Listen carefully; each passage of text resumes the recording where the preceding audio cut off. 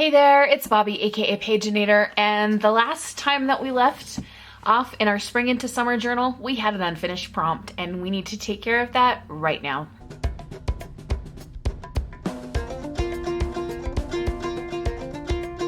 So when we did prompt number 5, we left off the label, and I asked you guys for some help giving this little horse that wants to open a tea shop a name. And there were a couple people that commented names, and I have picked one, and we're going to go with Toadflax. It's so cute. You guys are way more creative than me because I was thinking like Frederick or something like that. So this is really fun. We need to make a label, and it's going to go up here, and it's going to say the Toadflax Tea Shop. And I need to decide how we're going to do that. My first thought was to use this roller stamp to stamp out the name. So I'd like to do that and stamp it on some coffee dyed paper to start with, and we'll see what we think of how that looks. So I've got some coffee dyed paper, and I've got this ink, and we're going to stamp this out. This takes a little bit because I have to like roll each letter and all of that stuff. So let's see how it goes.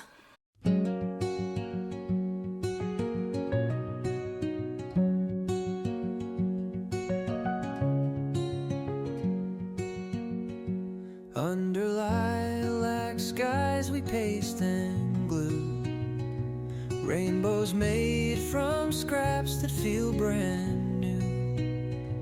Threads of lace and floral waves collide.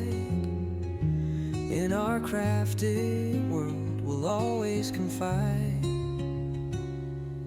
Tuck spots hold the dreams we've spun, pockets brimming with the morning sun.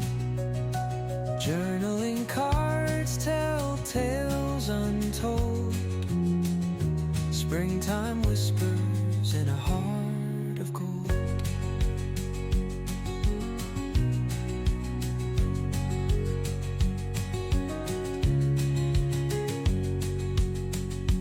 All right, what do we think of this? One of the things I really like about that roller stamp is that sometimes the letters don't come out even.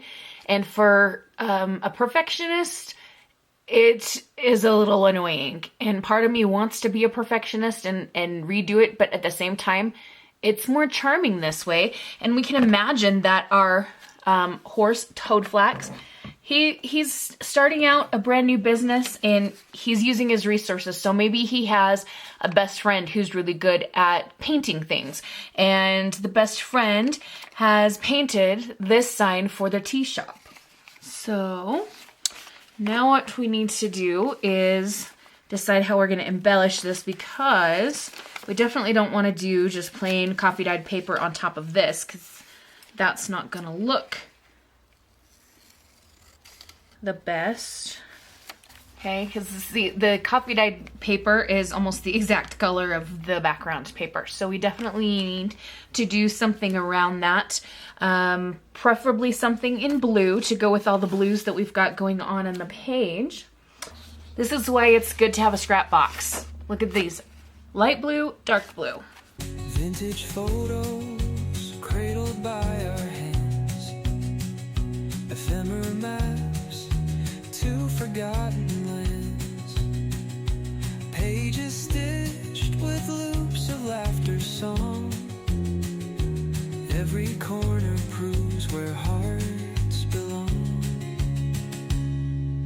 Tuck spots hold the dreams we've spun, pockets brimming with the morning sun. Journaling cards tell tales untold.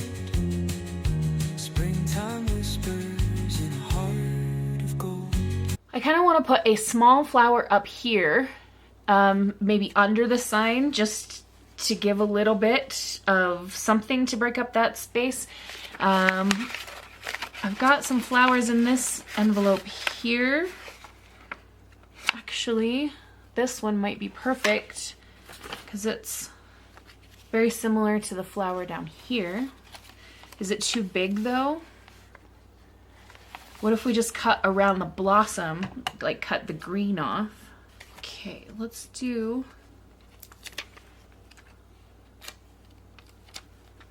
Let's do that.